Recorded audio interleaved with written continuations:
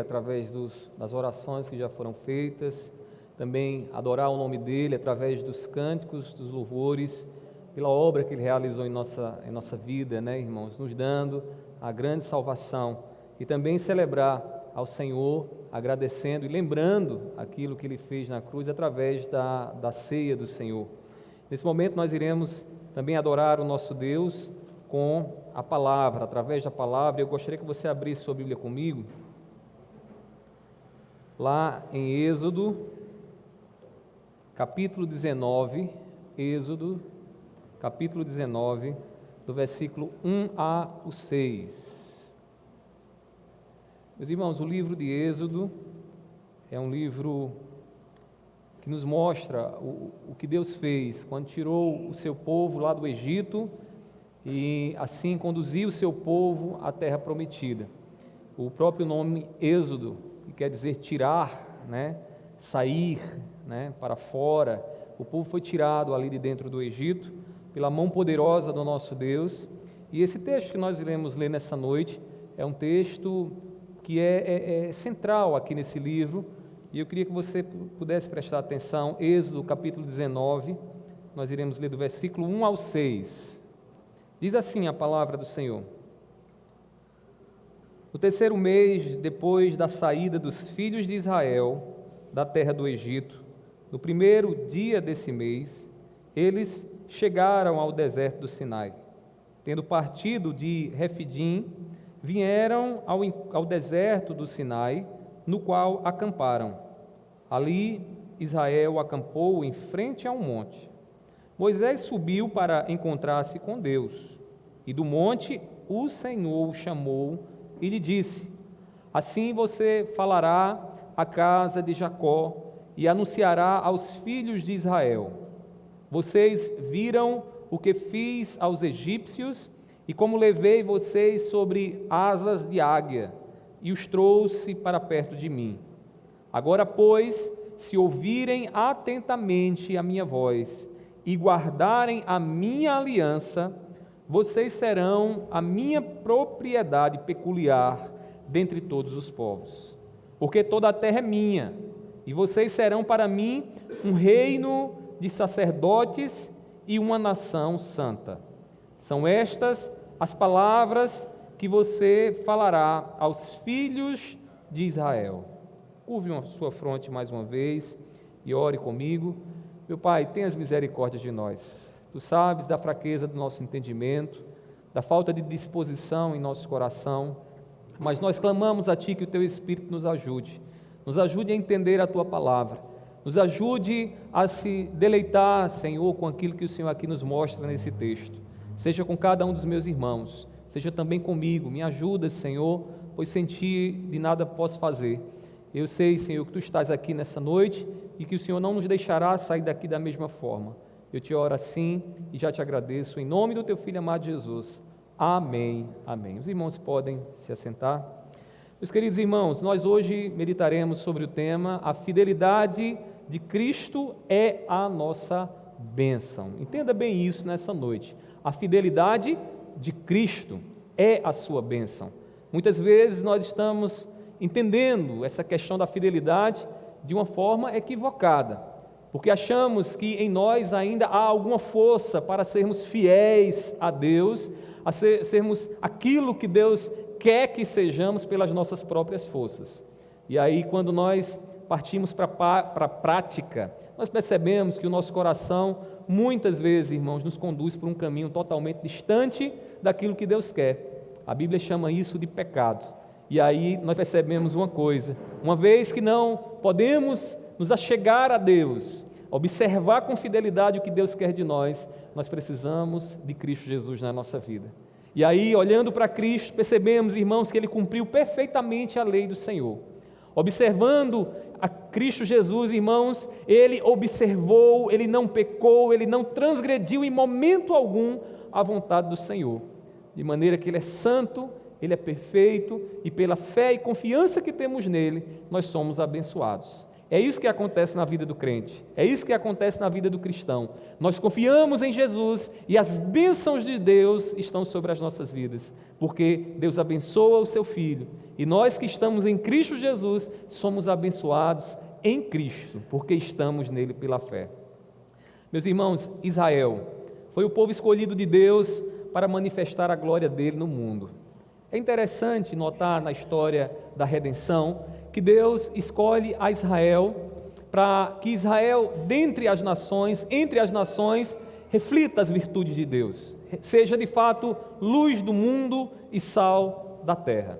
É interessante notar que Deus olha para Israel e não vê nada em Israel que ele pudesse dizer: olha, eu vou escolher você porque você é forte, porque você é uma nação poderosa, porque você tem pessoas sábias, instruídas. Nada disso. Quando nós olhamos para a história da redenção, Deus escolhe a Israel pela fraqueza de Israel, para que Israel, na dependência de Deus, Deus possa operar por meio de Israel o seu poder, e Deus possa levar assim a sua luz ao mundo.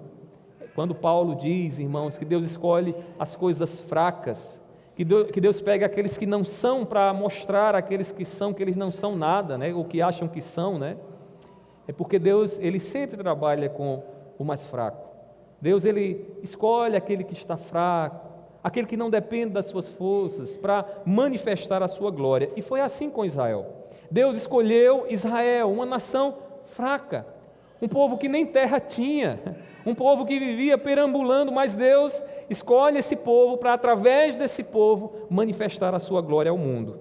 Mas para que isso acontecesse, era necessário uma coisa, e que eu queria que você observasse nessa noite, porque diz muito acerca do meu relacionamento e do seu relacionamento com Deus. Era necessário que o povo observasse o que Deus exigia, a lei do Senhor, o querer do Senhor, e observando então o querer do Senhor, este povo pudesse agir guardando a lei do Senhor e assim estando num relacionamento de aliança com Deus. Se o povo atentasse com zelo para a lei do Senhor, eles seriam protegidos, meus irmãos. Tudo o que fizessem, eles prosperariam. Na aliança de Deus, Deus coloca assim: se você me obedece, se você atenta para aquilo que eu estou falando para você, você vai estar debaixo do meu cuidado, eu vou cuidar de você, eu vou zelar por você, tudo o que você fizer vai prosperar, você vai plantar uma semente, de uma semente nascerão 10 pés frutíferos, ou seja, você vai ser próspero, se você estiver debaixo daquilo que eu ordenei. Mas Deus também, na sua aliança, coloca para o povo as consequências da desobediência, e uma vez que o povo não obedecesse a lei do Senhor, a vontade do Senhor, as consequências viriam.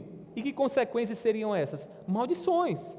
Dentre elas, Israel seria castigado, oprimido por nações pagãs, por outros povos.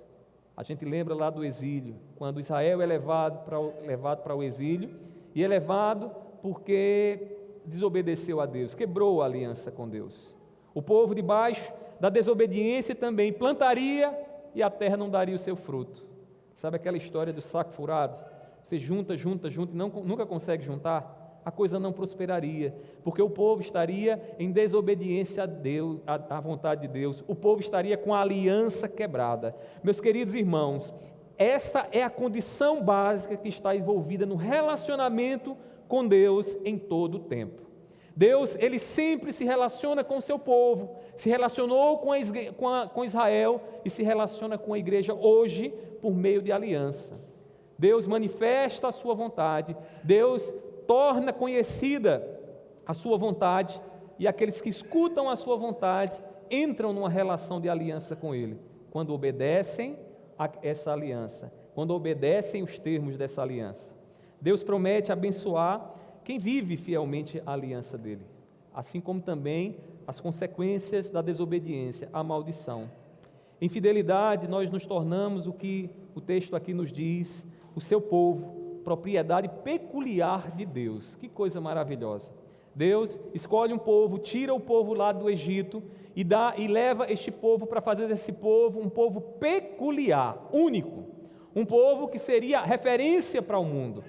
E aí meus irmãos, para que isso acontecesse era necessário observar a aliança que Deus estava revelando, os termos da aliança que Deus revela. E aí, meus irmãos, aqui no texto, no capítulo 19, versículo 1 a 6, o que é que nós encontramos? Aqui nós encontramos a preparação para a entrega da lei.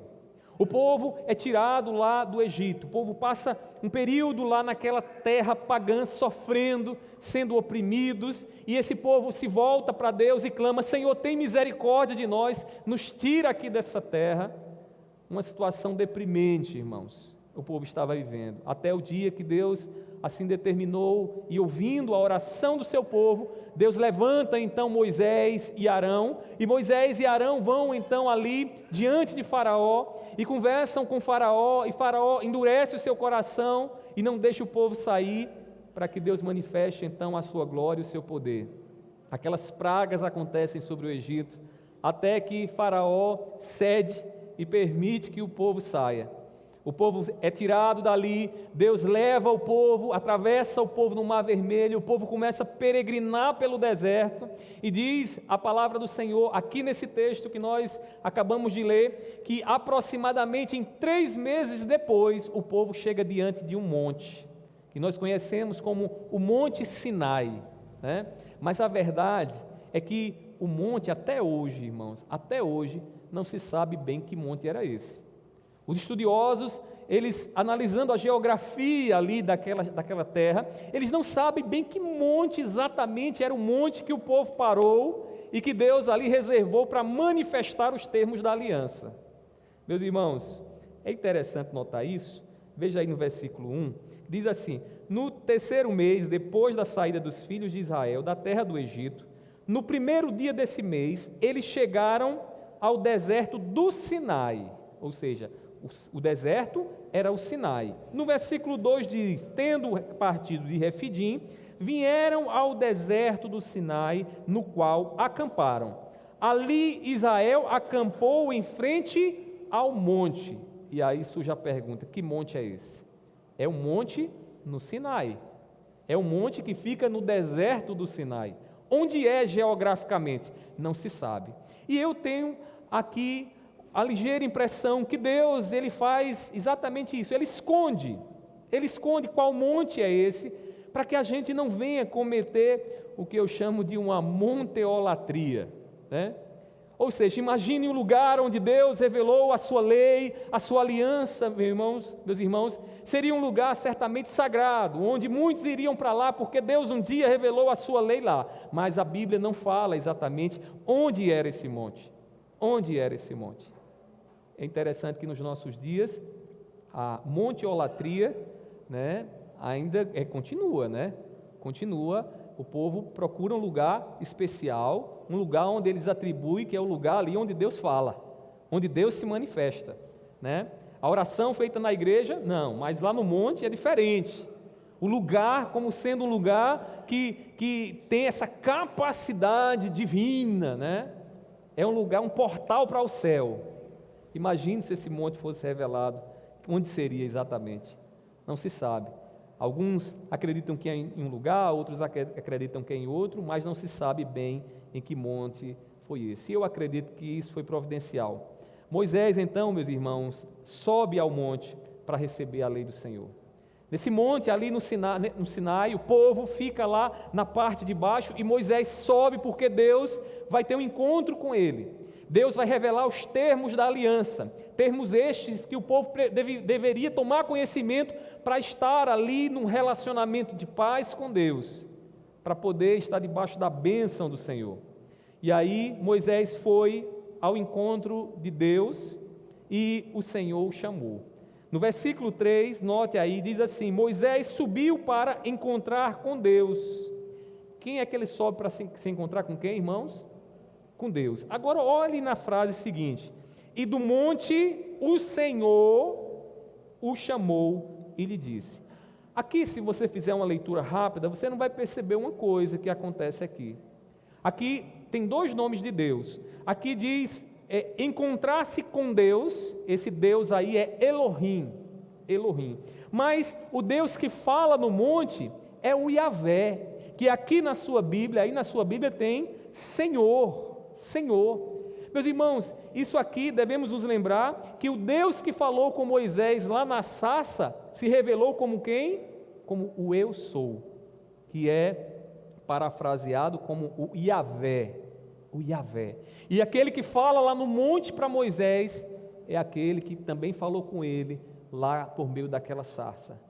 Deus chama a Moisés. Deus diz a Moisés: Moisés, vem aqui porque eu tenho uma palavra para revelar a você e você deve comunicar a este povo. Deus soberanamente chama Moisés para subir ao monte, para que Moisés suba e interceda ali, seja o intermediário entre Deus e o povo.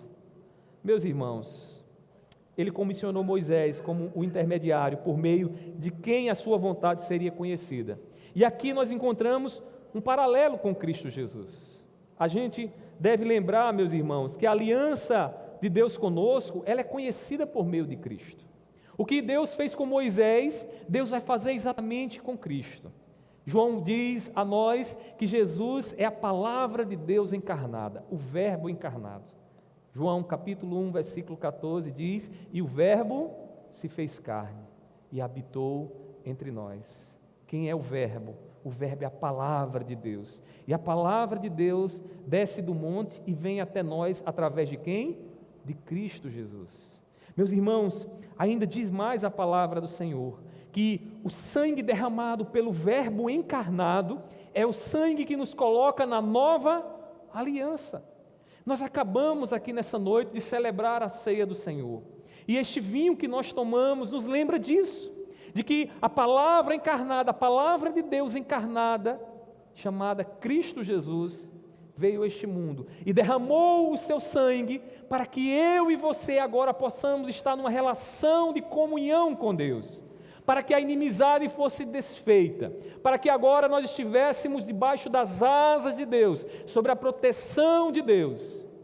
Meus queridos irmãos, o Deus que deu a lei ao seu povo Israel, é o mesmo também que salvou a Israel. Antes de Deus mandar Moisés subir ao monte, Deus lembra, ao seu povo o que foi que ele fez. Deus não havia dado lei alguma quando o povo saiu do Egito. Deus não deu lei alguma, Deus não colocou lei alguma para o seu povo. Deus simplesmente conduziu o seu povo com braço forte, destruindo os inimigos, operando milagres, e só depois de 3 meses é que Deus vai revelar então a lei escrita ali para o seu povo. E esse Deus que antes de dar a lei salva, já nos revela uma coisa aqui interessante, Vez ou outra a gente encontra pessoas legalistas, pessoas que dizem para mim e para você o seguinte: olha, um dia eu serei um crente, mas antes de eu ser um crente, eu preciso melhorar isso, eu preciso melhorar aquilo. Não é assim que a gente escuta muitas vezes? Porque naturalmente o homem acha, e ele sabe que Deus é santo e Deus requer que sejamos santos para nos relacionar com Ele. O problema é que o homem que não conhece a Cristo Jesus, o homem que não confia em Cristo Jesus, ele acha que ele é capaz de obedecer a Deus, de se tornar puro como Deus quer, e assim entrar num relacionamento com Deus. Quem é que pode, irmãos, fazer isso? Eu lembro que ainda jovem, bastante criança ainda, eu ficava me perguntando, eu dizia: meu Deus, por que minha mãe sempre diz para eu fazer isso, eu não consigo passar uma semana sem desobedecer a ela, uma semana sem ela dizer assim, eu vou lhe pegar. Por quê? A inclinação à desobediência no coração, meus irmãos? Assim a gente também, quando se torna adulto, a gente diz: não, Senhor, olha, é só essa vez, eu pequei só dessa vez. Aí a gente passa um tempinho, daqui a pouco a gente cai no mesmo pecado, comete o mesmo erro, e aí a gente percebe uma coisa: e nós somos muito fracos. Nós somos muito fracos. Meus irmãos, Deus, Ele salva o homem antes de dar ao homem a lei. A graça de Deus nos chega antes da lei. Deus simplesmente nos salva, Deus nos tirou lá do pecado, para que só depois entendêssemos o modo de vida que Ele quer que vivamos. Meus irmãos, Deus lembra então que foi Ele quem tirou Israel do Egito e os levou sobre as suas asas. No versículo 4, Ele diz assim: Vou pegar da parte B do versículo 3. Ele diz: assim você, Moisés, falará à casa de Jacó e anunciará aos filhos de Israel: vocês viram o que fiz aos egípcios e como levei vocês sobre asas de águia e os trouxe para perto de mim. É interessante a imagem aqui sobre asas de águia, né? Alguns estudiosos acreditam que talvez aqui Deus esteja se referindo a uma coisa que a águia faz quando ela pega os seus filhotinhos e ela quer amadurecer os seus filhotes. A águia, ela coloca o seu filhote na asa e leva a águia leva o seu filhote até a mais alta altura, né? E quando chega lá, ela solta o seu filhote. E o seu filhote vem caindo desesperado, e nesse desespero todo, então, ele começa a bater a asa, e aí ela percebe que se ele tem ou não maturidade para voar, e quando ele vai caindo, então ela vem e pega de novo. Né? É uma brincadeira de mãe madura, né? Que diz: olha, você vai fazer isso aqui, mas eu estou de olho em você. Né? Alguns estudiosos acreditam que talvez seja isso, mas outros acreditam que aqui levar sobre asas, né, tem a ver com a proteção. Comunica, é uma linguagem mais figurada, para Deus dizer assim: foi eu quem te protegi. E quando nós olhamos a história de Israel, é notório isso, irmãos. Deus tira o povo do Egito, o povo vai passar por um deserto de sol causticante, e a Bíblia diz que durante o dia Deus era como o quê? Nuvem sobre o povo. E à noite, quando a temperatura baixava, o frio chegava, o que é que Deus era para o povo? Tocha de fogo. Além de aquecer o povo, Deus também afastava os animais, né, noturnos, que podiam ser traiçoeiros ali, pegar o povo à noite. Meus irmãos, Deus protege o seu povo. E aqui Moisés sobe ao monte, e o que é que Deus faz? Deus lembra Moisés, para que Moisés diga ao povo o seguinte: digam a eles que foi eu quem salvei a eles. Digam a eles que foi eu quem fiz sobre a vida deles a salvação que eles hoje têm. Antes de dar a lei, Deus lembra a Moisés, para lembrar ao seu povo, que foi graça, que foi Deus soberanamente quem deu a salvação. Deixa eu lhe dizer uma coisa, meu irmão, lembre-se disso. Antes de querer, né, viver em uma vida de santidade, que você deve buscar, antes de querer agradar a Deus por meio da obediência à lei do Senhor, lembre-se da graça que te alcançou. Você e eu não somos salvos por meio de leis e obediência à lei, porque se fôssemos salvos por meio de obediência à lei, nunca seríamos, pelo contrário, morreríamos, porque naturalmente estamos inclinados ao pecado, à transgressão. Mas Deus nos salvou antes da lei. Deus nos salvou, irmãos, porque Ele decidiu nos amar primeiro. Ele olhou para mim e para você, Ele amou independente do que você pudesse fazer mais adiante. Ele decidiu te amar. Meus irmãos, que amor é esse? Que amor é esse? Que decide nos amar, sem saber o que vamos fazer mais adiante, sem se importar, né, com o que vamos fazer mais adiante, se vamos estar perfeitos ou não. Deus decide nos amar. Meus irmãos, por essa razão, Ele pode reivindicar o senhorio sobre o seu povo, lembrar a Israel que Israel foi salva pela mão poderosa de Deus. É Deus dizer ao seu povo o seguinte: uma vez que eu vos livrei do Egito, vocês agora são meus. Deus está dizendo a Moisés: desça e diga ao povo o seguinte: foi eu quem tirei vocês do Egito, e uma vez que foi eu quem agi soberanamente, salvando a vida de vocês não pertence a vocês, a vida de vocês é minha. Vocês são propriedades minhas. Vocês não são propriedade de ninguém, são propriedade minha. Meus queridos irmãos, Deus tem o direito sobre todos aqueles que são salvos por Ele. Você foi salvo por Ele, a sua vida é de Deus, sabia? Sua vida não é sua. Sei que você se preocupa demais, meu Deus, eu tenho que fazer isso, aquilo, outro. E você tem que fazer muitas coisas, mas eu quero lhe dizer que você é propriedade de Deus, porque foi Deus quem te salvou. Foi Deus quem te salvou. E Ele, o Deus que te salvou, também exige que você seja fiel à aliança. E eu queria que você pudesse entender isso. Ele quer fidelidade de você, mas não uma fidelidade legalista, não uma fidelidade onde você vai começar a medir o que você tem feito e o que você não tem feito, mas uma fidelidade que Ele nos dá através da confiança em Cristo Jesus. Você foi salvo por Deus, você é propriedade de Deus, e para que você experimente a fidelidade, as bênçãos da fidelidade de Deus, é necessário que você tenha a sua fé, mantenha a sua fé em Cristo. Fidelidade à lei era a condição para que o povo desse testemunho de que tinha de fato Yahvé como Senhor. Diz assim a palavra do nosso Deus: agora, pois, se ouvirem atentamente a minha voz e guardarem a minha aliança, vocês serão minha propriedade peculiar dentre todos os povos, porque toda a terra é minha, e vocês serão para mim um reino de sacerdotes e uma nação santa. São estas palavras que você, Moisés, falará aos filhos de Israel. Depois de ter dito ao povo de que foi Deus, foi Ele quem tirou o povo do Egito, foi Ele quem poderosamente livrou e salvou o seu povo, Deus lembra também o que é necessário agora, de agora por diante.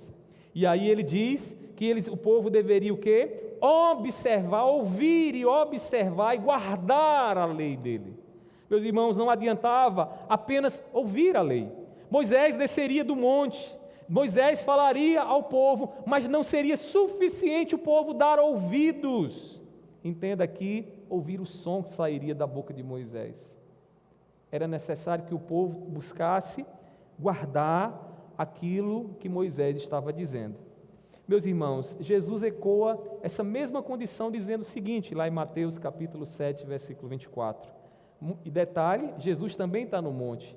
No final do Sermão do Monte, Jesus diz assim, Mateus 7, versículo 24: todo aquele, pois, que ouve estas minhas palavras e as pratica, será comparado a um homem prudente, que construiu a sua casa sobre a rocha.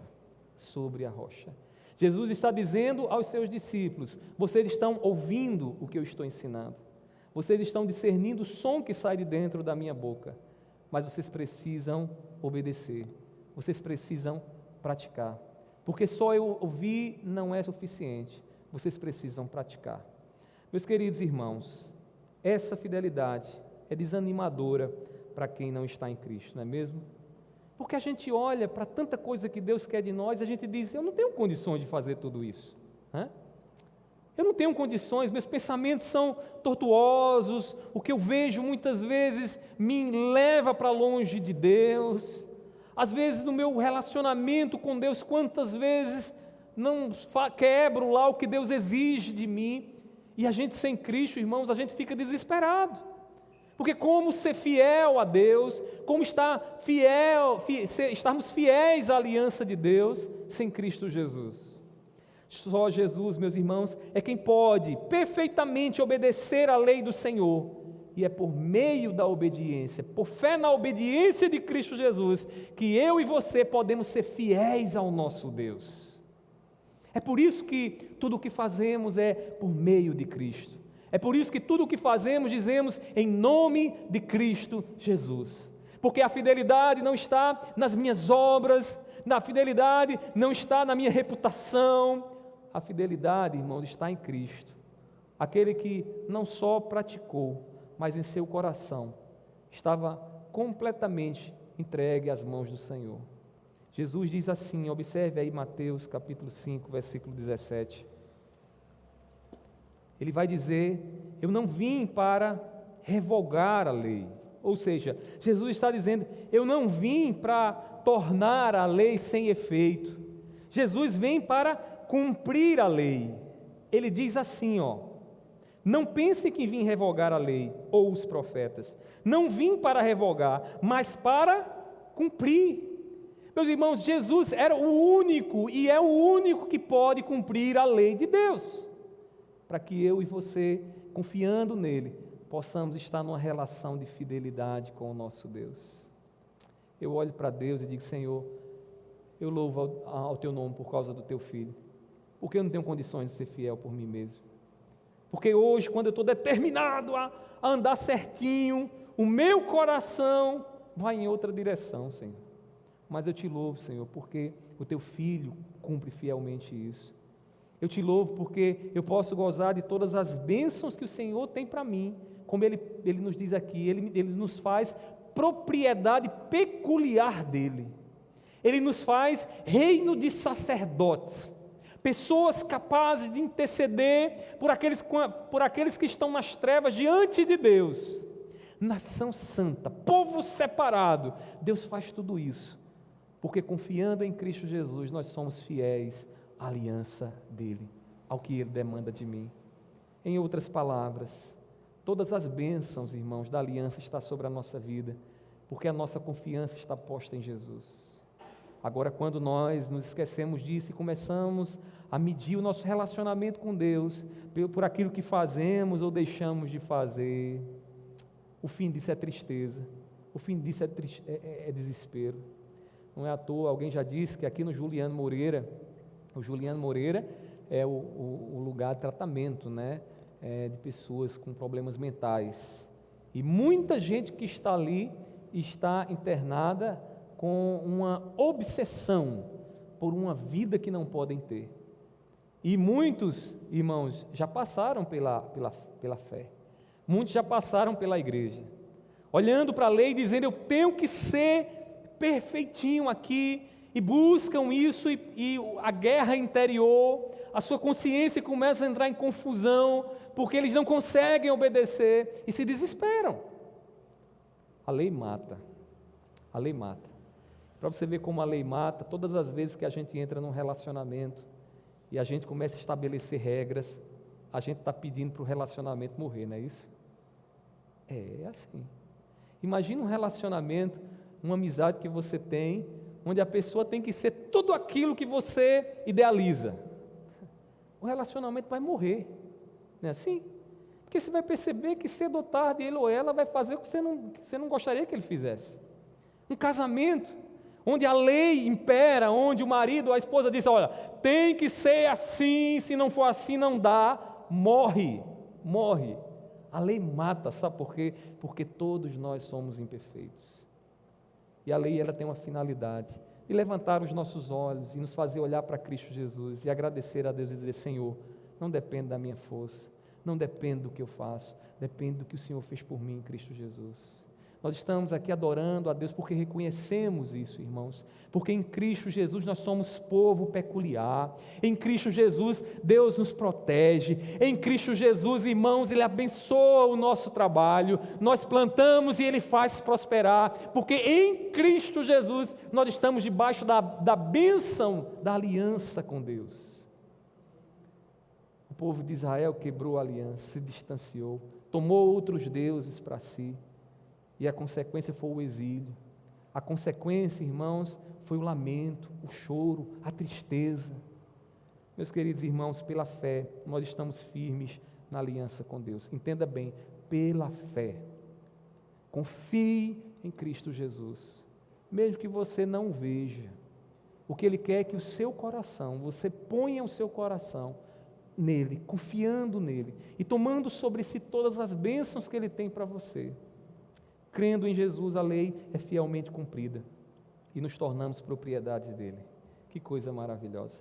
A fidelidade de Cristo Jesus é a nossa bênção, irmãos. Entenda bem isso, não é a sua fidelidade, não é o que você faz. Deus não olha para você e Deus não espera muito de você. Porque se Deus fosse simplesmente pedir para você observar a lei, você já estaria morto, você já estaria morta.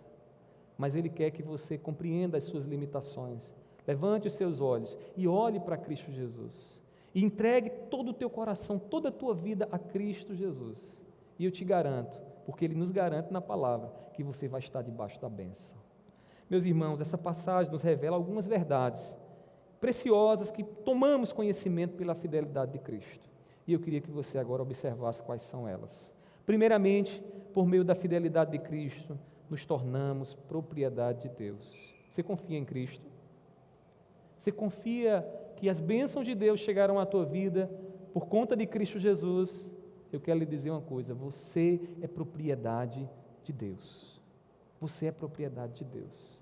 Meus irmãos, em Jesus, Deus assume o senhorio da nossa vida, porque em Jesus, Deus nos tirou do domínio do pecado, assim como Ele tirou Israel lá do Egito, e levou então em direção ao cumprimento da sua promessa, assim Ele faz conosco hoje, nos tirou do pecado, e agora nos conduz em direção ao cumprimento das suas promessas. E estes que Ele tira do pecado, que Ele tirou lá do Egito, são propriedade dEle.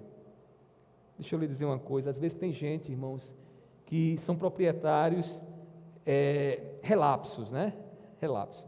Eu conheço pessoas, irmão, que quando troca o carro está novinho 2 semanas. Na 3ª semana, parece que a coisa começa a se acabar rapidamente.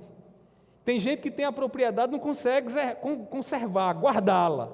Né? Não está nem aí, passa por cima de pau, de pedra, de buraco, estraga mesmo a propriedade. Não guarda, não preserva. Meus irmãos, eu quero lhe dizer uma coisa: Deus não é relapso na propriedade dele. Israel era o povo de Deus. Enquanto Israel estava fiel à aliança, Deus abençoava Israel. Não tinha quem pudesse resistir a Israel. Israel quebra a aliança e agora está debaixo de maldição. Vai para o exílio, vai sofrer. Deixa eu lhe dizer, se você estiver em Cristo Jesus, você estará sempre fiel à aliança. E fiel à aliança, você é propriedade de Deus. Deus não vai deixar que a propriedade dele se acabe. Deus está contemplando a tua vida. Deus sabe o que você tem passado. Deus sabe as feridas que estão abertas, e muitas delas até para o teu bem. Ele conhece todas elas, saiba, Ele é o teu proprietário. Ele morreu naquela cruz, Ele se entregou naquela cruz, para olhar para você e dizer: você é meu. Você não é do pecado, você não é do diabo, você é dele, você é dele. E você entra nessa relação de bênção porque você crê em Jesus. Não é porque você confia no que você faz, mas porque você tem fé em Cristo Jesus. Meus irmãos, além disso, pela fidelidade de Cristo, nós somos libertados do domínio do pecado. Do domínio do pecado. Aqui, olhando para trás, o Egito é o símbolo do pecado. O Egito é o símbolo da opressão do mal sobre a vida do povo de Deus. Foi no Egito que o povo lamentou, foi no Egito que o povo foi oprimido, foi no Egito que o povo ali, sofreu coisas terríveis. Meus irmãos, lá no pecado, a vida era de sofrimento, como talvez seja a sua vida agora, você que está nos ouvindo, uma vida de sofrimento, uma vida que você já tem buscado de todos os lados, uma saída, uma libertação, uma salvação, e não tem encontrado. Mas, meus irmãos, pela fidelidade de Cristo, pelo que Cristo fez por nós, pela maneira como Ele cumpre a vontade de Deus, e nós confiando nele, cumprimos a vontade de Deus, porque Cristo estava nos levando diante do Pai. Cristo também nos liberta do domínio do pecado. Ele nos tira do Egito. Ele não nos deixa mais lá oprimido. Ele nos coloca agora debaixo das suas asas. Ele nos coloca na sua família. Como diz o apóstolo Paulo, Ele nos faz filhos por adoção. Filhos por adoção. Ele nos adota na sua família. Você, além de propriedade dEle, você também é um filho dEle. Você é um filho dEle. Não sei se seus pais têm cuidado de você como deveriam. Não sei se você tem mais pais. Talvez você não tenha. Mas você tem um Pai dos pais. Você tem Deus. Aquele que te colocou na família dEle. Aquele que te fez, através da fidelidade de Cristo Jesus, um filho dEle. Meus irmãos, Deus fez isso por nós. Aqui nós vimos essas duas verdades. Primeiramente, por meio da fidelidade de Cristo, nos tornamos propriedade de Deus. E além disso, pela fidelidade de Cristo, somos libertados do domínio do pecado. Mas há uma terceira verdade aqui que esse texto, essa passagem ainda nos mostra. Irmãos, pela fidelidade de Cristo, nós podemos ser fiéis às demandas da lei diante de Deus.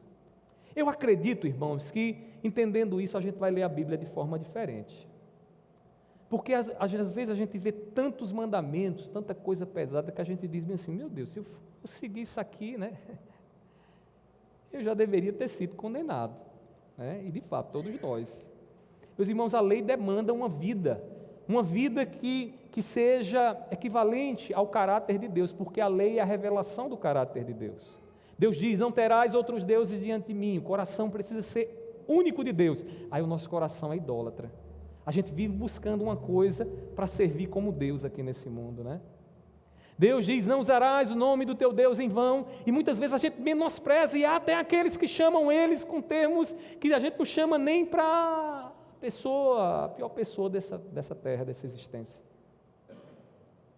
Deus diz, né, separarás um dia para o culto, para mim, para a minha adoração. E o que é que acontece? No dia do Senhor, a gente está inventando programação para gazear o culto, né?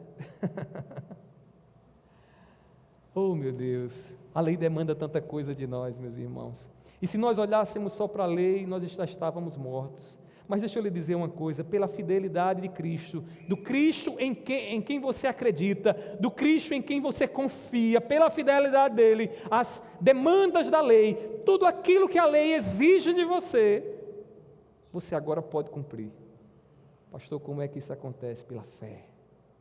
Você pode confiar de que a tua vida agora, aquelas leis que desceram lá do monte, pela boca de Moisés, agora podem ser cumpridas por você, porque você olha para Jesus e como ele diz: eu não vim revogar a lei, eu vim cumprir a lei. Pela fé que você tem nele, você cumpre a lei do Senhor. E o que é que isso significa? Significa a bênção de Deus, significa o melhor lugar que alguém pode estar, o cuidado de Deus, a prosperidade de Deus, o zelo de Deus está sobre a tua vida. Você que tem fé em Cristo Jesus, você não está desprezado. Deus te chamou para debaixo das asas dele, ele está te guardando, e chegará o grande dia em que ele vai afastar de mim e de você o pecado de uma vez por todas, para vivermos com ele eternamente, meus irmãos.